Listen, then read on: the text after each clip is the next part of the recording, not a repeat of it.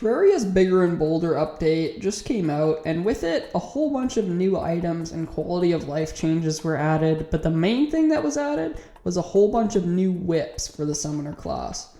So what better way to test out these new whips than by playing on Master Mode with one max minion? The rules for this playthrough, I'm only allowed Summoner gear, so I'm not allowed to have melee armor and just use one minion. That's cheating. I'll also be playing on the Drunk Seed, which, it's fun. We load in and we see that we don't have our sweet baby guide, but the party girl. Ew. Then we get right to lumberjacking some trees before... Ooh, I miss my calamity dash and movement speed. Oh, I need calamity back. Before heading into the caves and finding the exact reason we're complaining when we're blown into a million unrecognizable pieces. Oh! Now it's time to build the piss out of some NPC houses. Bang! Then we attempt to mine all the ores in sight, but a red slime decides we've had enough ores and throws us off a cliff. Whoa! We then get right back to mining all the ores we can find before heading up to make a cob whip, which is certainly an early game whip. Then we make it into the underground snow biome and we get to see the true alcoholicness of this seed when we find a mahogany tree in our underground snow biome.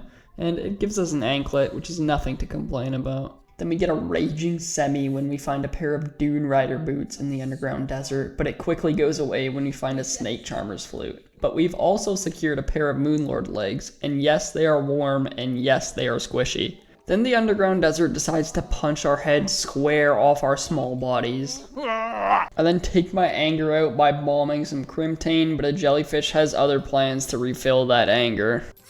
Fish. 7 minutes to kill one jellyfish, and it doesn't help my anger when I find my 4th pair of shoe spikes. I have enough spikes on my feet. Then the Eye of Cthulhu decides it's a good time to look at us, so we head up and throw together the most shoddy, scraggly row of platforms ever, and when he shows up, we realize we're doing absolutely 0 damage, so we just leave the game. So we back in the mines, bombing more Crimtane before Jellyfish sends us home so we can make a Vasculash, which sounds like this, which is just fantastic. Then we finally find something other than shoe spikes, which repairs my mental state, and we also find our final life crystal, which also repairs it just that little bit more. Now it's time to take on the stankin' Eye of Cthulhu, and now the portion of this video before this might have seemed like a short, easy time, but it was over 2.5 hours. The Eye of Cthulhu is really nothing special. He just goes and breathes all his stink breath all over your small gamer body, and eventually we whip him into a pile of eyeball guts. Like, look at these accessories, man. With the Demonite from the eye, I can finally make the Magna Luminescence, which is one of the best accessories in the game. Then I Kobe smash a Shadow Orb, and now it's time to head into the underground snow biome to kill some Flinxes. Then when we have enough, we head home and try to... Oh, the wiki lied to me! After getting enough Flinx fur for a Flinx staff, we head to the underground Crimson to try to make an arena, but the super original funny guy spiders try to tell us their jokes. Knock knock. Who's there, man? Interrupting spider. Interrupting spider. After eventually finishing our arena, we smash the last Shadow Orb, and the Brain of Cthulhu shows up, and now I wasn't even trying to win this fight, but the whips on the eyeballs just do so much damage, and when he goes Geek Freak mode, you can just see which one to hit due to the summon tag thing, and the Flinx just makes such short work of him.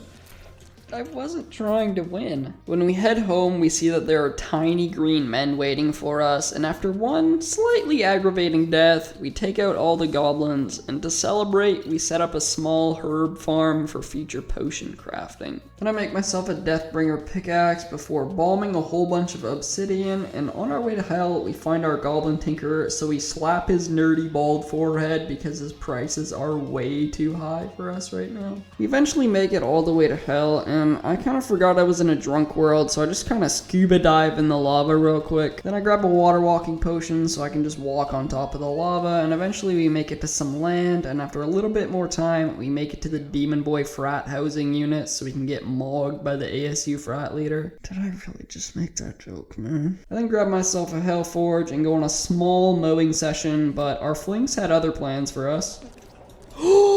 I just wanted to get my house stone. Now that the Goblin Tinkerer has a house, his prices are slightly more affordable, so we make some original Spectre ones to slap on. Then I make my first set of actual summoner gear, and this set of armor will be glued to me for a lot longer than you might expect. Then I attempt to get a little bit of meteorite, but a meteor head decides you've had quite enough.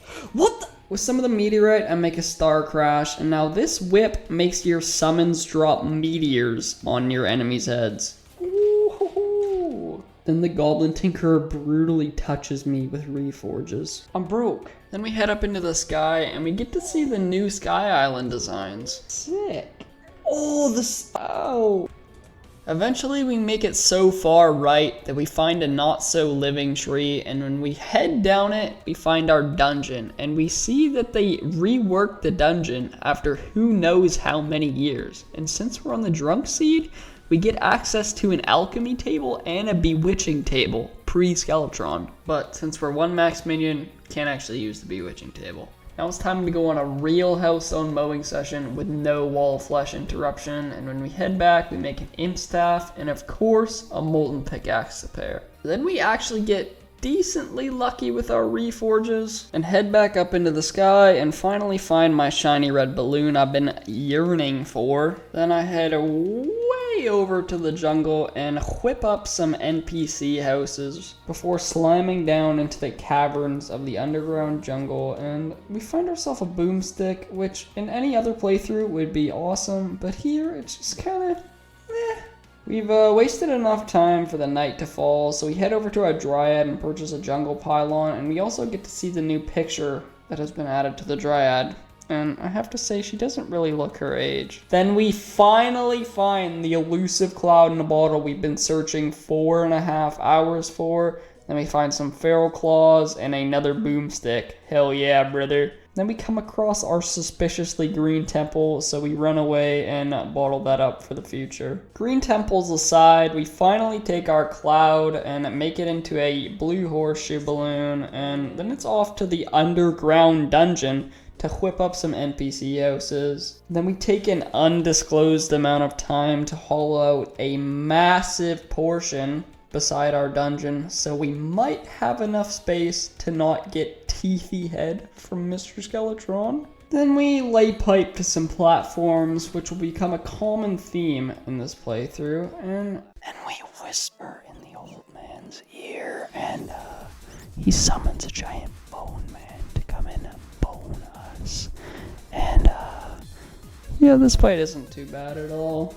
You just kind of spin cycle supreme him, and with the meteors giving him several concussions, and Featherfall being an absolutely beautiful buff to have on, we bone him. That was actually super fun. Then we mess up some Eye of Cthulhu's for some cash money before loot chests and loot more chests, and then we find our mechanic Jenny, and similar to Forrest Gump, she dies. Okay, Jenny. With enough bones, we make ourselves a spinal tap, and then we take on King Slime, which is also known as the hardest boss, and yeah, he's really hard. Then someone in chat told me to make a slime whip, so I did, and I beat King Slime again using only a slime whip and not even any minions. That can go away now. We don't need that anymore. Then I spent 25 miserable minutes of my life to find one single guide voodoo doll just to die to the wall of flesh. I then took about a month break because I find vanilla very boring, but when I came back, I found my shimmer and slapped together some NPC houses so I could get myself a brand new shimmer pylon. After that, it's back to the underground jungle, and eventually I found myself a hive and decided to With a reasonable enough space, we lay the hell out of some platforms and take on the Queen of P herself, and all you do in this fight is go up, down, dodge, left, right, and... Is it over? Oh, it's over. Bang-a-ring-ring-ring. Then we bring some shame to a few more queen bees and eventually get ourselves a bee shirt and bee pants. Now that is drip if I've ever seen it. Then we disgrace one more queen bee to get some more money before hanging our worm out in the corrupt sea and get an ebon koi, and an armored cavefish. Then we bomb some shadow orbs so we can take on the corrupt worm, and this guy gets shredded by the spinal tap. Holy decimation. After all the eyes and all the queen bees, the goblin tinkerer takes every single dime I've earned. I'm broke. Then I decided to loot chests and loot more chests, and then I decided to take on a blood moon. And after waiting out an entire blood moon with a water candle and killing mobs the entire time, I managed to get not one single piece of loot. So I head back to hell to give my guide as many burns on his skin as possible so I can take on the wall of flesh again. This man's got some wheels on him. I'm talking Usain Bolt levels of wheels. And at the end of the fight, I experience a clutch that makes my ass permanently tight for the rest of history. Cool wall. Ah! Now with my asshole in my game permanently in hard mode, there's quite a few things we can get, but they require lots of grinding. Woo! Then it's back to our shimmer to get a sorcerer emblem out of the emblem we got. Then the goblin tinker decides to take all my funds once again. Then we get a side of cobalt, mithril, adamantite, palladium, orichalcum, and titanium, which is tight, yeah, blue, yellow, pink. Keep bringing me that. Now it's time to form spiders and of course mine all the ores in sight.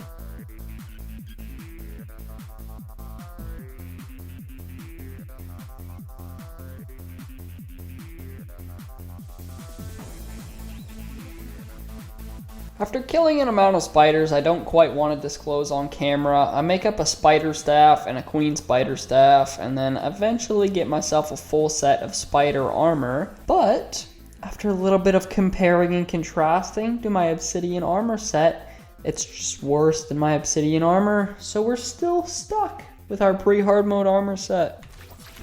Oh my...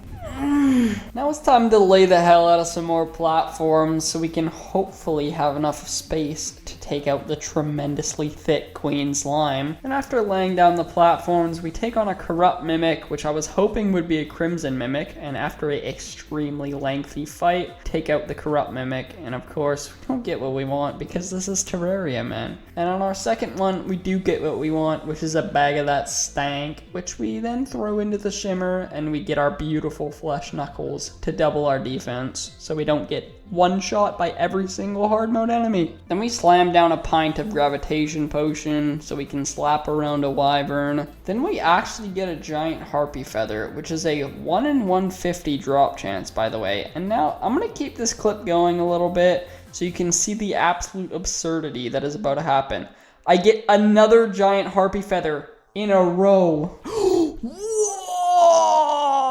I really hope I didn't just use up all my RNG right there. And we slap our second harpy so we can head down and turn our giant harpy feather into a hard pair of harpy wings. Get it? Hard, like it's hard, but the reforge was also hard. Never mind. Then I hit the hay in hopes of sleeping long enough so it can eventually rain, and I hit pause on my recording and I forgot to unpause it. But what I did was, when it started raining, I headed to the snow biome, slapped around an ice golem, got myself a frost core, made a cool whip, and I slapped around a few mimics, got myself a philosopher's stone, and I got myself a charm of myths, and then I got myself a power glove and turned it into a berserker glove. Now I loot chests and eventually find my cobalt shield and also my wizard and tug on his beard a little bit. Then I make an obsidian shield so I finally have knockback immunity. Then I get to work on a massive mechanical boss arena, but before I fight any mechanical bosses, I gotta hang my worm out in the Red Sea in hopes of finding a dread nautilus, and when one eventually shows up, I show no fear whatsoever. Whoa, dread nautilus! The truffle does not get to arrive. I don't know what you don't understand about that, Mr. Truffle. Truffle hate aside, it's now time to take on Queen Slime, and in her first phase, the spider absolutely shreds her, but once she takes to the sky, I'm pretty much just whipping her to death because my spider cannot touch her for the life of him. And when we open the bag, of course we don't get the blade staff, so we take care of another Queen Slime, which was really not too bad at all, and we actually get our blade staff on the second Queen Slime. Then we lay more planter boxes at the ocean this time to maybe not do the Nautilus, so we summon up another blood moon and we kill a blood eel. And on our second blood eel, it ends. So on the next night, we take on another blood moon and kill another blood eel. Then we actually pull up a dread nautilus, and it goes very well. Dumb voices and dread nautiluses aside, we pull up another one, and of course, and the night ends again, so we take a nap, and when we wake up, we take on another blood moon, and this time when we pull it up, it goes a little bit differently. This is actually a pretty well-designed fight, and it should get more recognition, but the surly slimes that he spawns are unreal. There we go, Sanguine obtained. With the Sanguine staff now in our hands, we build some houses in the hollow that are very, very beautiful, I might add. Then we hang our worm out, this time in the pink sea, until we eventually get a prismite. And of course it has to be a blood moon when I'm building more platforms, but blood moons and platforms aside, it's time to take on Skeletron Prime. I probably should have waited to do this guy maybe second or even third, because in my current state, I do almost no damage to him. So I just drag this fight on for so long, even longer than Ninja dragged the low taper fade meme. Am I right? Ooh, tough. Holy, this fight's still going on. Let me just take a nap real quick.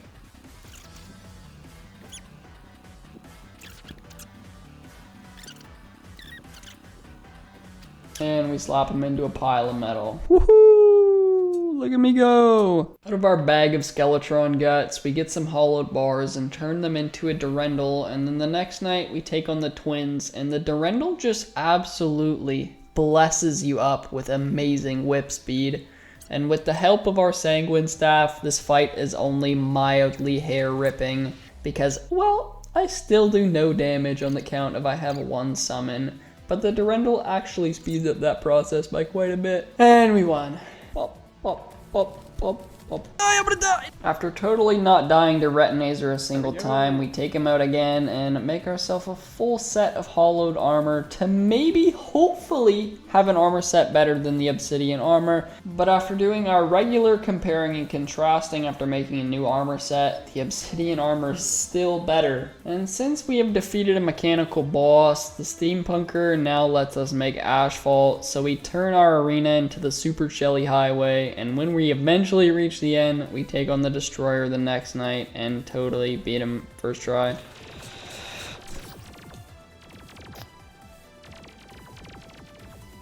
After being a subject of a werewolf treatment, we take him on again, this time during a different night, when it's not a full moon, and it actually goes a lot better. But this guy has an atrocious 150,000 health. But luckily he does no damage as long as you don't get head from the metal cock sleeve. And eventually we take him out, and the jungle now grows restless. Jungle is now angry. The jungle now growing restless, there's really only one thing you can do. Head into the underground mushroom biome to farm some truffle worms, and then head into the underground jungle to snag up some life fruits, and then you fill up on life fruits, and if you have one extra, maybe throw it into the shimmer to get an Aegis fruit, so I can have slightly more defense as a summoner. Then we lay the hell out of some more platforms, and you just have to take in how beautiful this game looks. Man, this game looks so good. It's just a beautiful background. Then I make myself an optic staff, which in my opinion is slightly better than the Sanguine staff, and now it's off to the ocean to summon up the... I got frog leg. I got a frog leg, not a Duke Fishron. And now that we're fishing with an actual truffle worm, we snag up a Duke Fishron, and now yes, we're taking on Duke Fishron pre-Plantera, because he's really not that hard with roller skates. Roller skates are absolutely broken. You can outspeed almost all of his attacks. And once we've reached final phase, we know we've won. All you do is count 1, 1, 2, 1, 2, 3, and we turn them into a pile of fish. First try. And after our first 6-minute fight, we open up our bag and we don't get what we want. So we take them on a few more times. Filet, please. 3. Come on, fish. 1. Come on. I'll do anything. Money. Money. We then put on the Duke Fishron mask to maybe help our luck a little bit. Maybe I have to become Duke Fishron. Yeah! Oh, we just needed the Duke Fishron mask. It took 10 Duke Fishrons. 10 at 6 minutes a fight. That's 60 minutes of my life to get one weapon. Let's see if it's worth it. We then head down and find our Plantera bulb. So of course,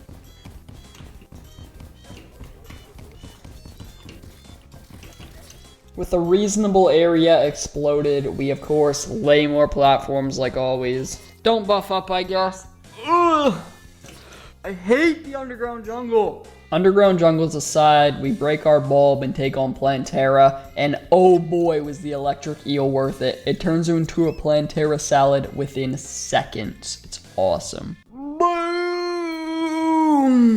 Wow, that was a long, hard fight. With Plantera defeated, our witch doctor sells many delicious things like leaf wings, Hercules beetles, and of course, a full set of tiki armor. But hear me out. After comparing and contrasting with our obsidian armor set is still better. Then it's time to head into the post-Plantera Fungeon, and we kill a Bonely, and on our first one, we actually get a Tabby. Then we kill 1 Paladin, 2, 3, heck, maybe even 4, and on our 5th one, we eventually get the Paladin Shield. And the mandatory post-Plantera Goblin Army shows up, and we don't die a single time.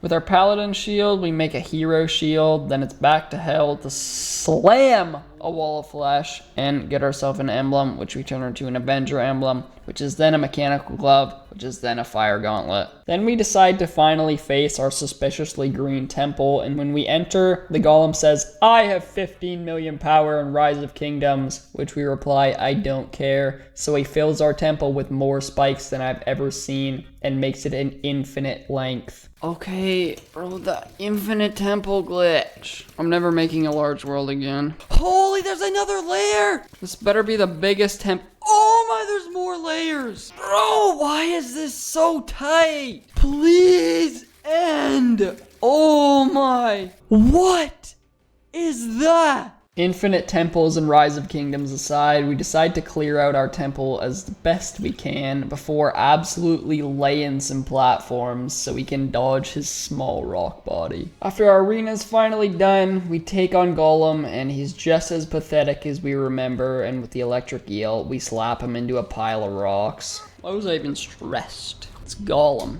And we take him on again for no reason other than to put shame to his family tree. That's for making me walk all the way through the temple. Now it's time to take on the Old One's army for some of those delicious defender medals, and eventually we get to wave 7 and perish quickly, and so of course we lost. Then we take it on once more, and after another 9-minute Old One's army, we lose once again. Then of course we take it on a 3rd time, because why not? And guess what happens? We lose on wave 7 once again.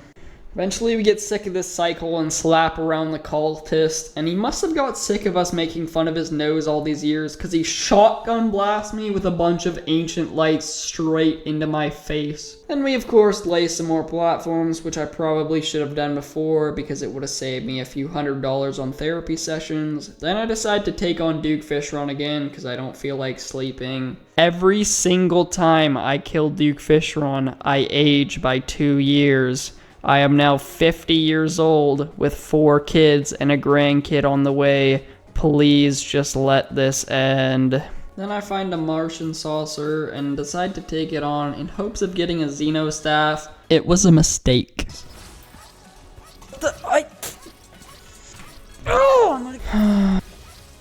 Then we eventually kill one Martian saucer, and of course he drops a cosmic car key, so we just defeat the Martians and carry on with our lives. Since we stalled enough time for it to be the next day, we take on the lunatic cultist again, and it goes a lot better than last time. We fly up to the surface, pretty much just circle around him, and I can see the clone every single time because he's zapped with electricity due to my electric eel. And eventually the big nose math goes down with no ancient light shotguns to the face. And now, of course, it's time for every single vanilla player's favorite part in the game, and that, of course, is referring to the celestial pillars. We then lead out a few star cells with some candy, and when we eventually defeat enough, we head over to the pillar and take it out and collect our spoils. With our spoils we collected, we make a Stardust Dragon and the Constellation Whip, which is so tight! It's unreal! Makes you want to piss your pants at a party because it's just that good.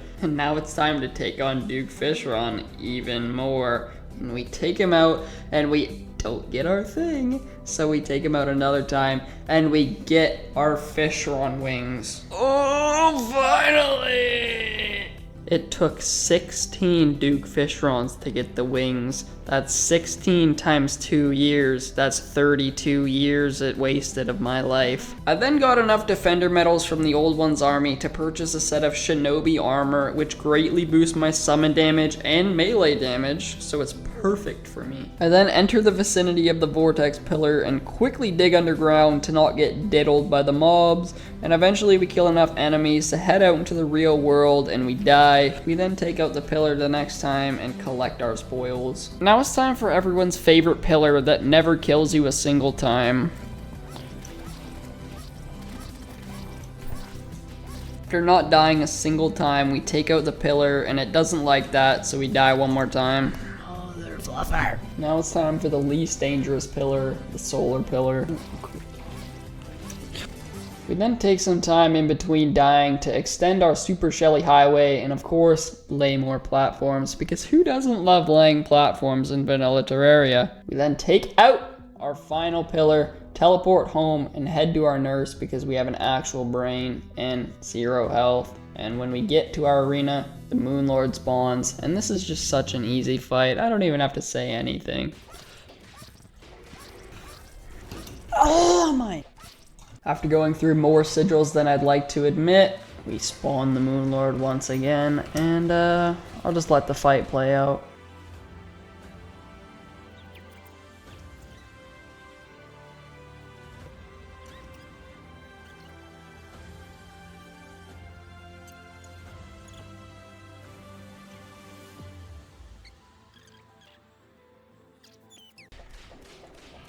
There we go.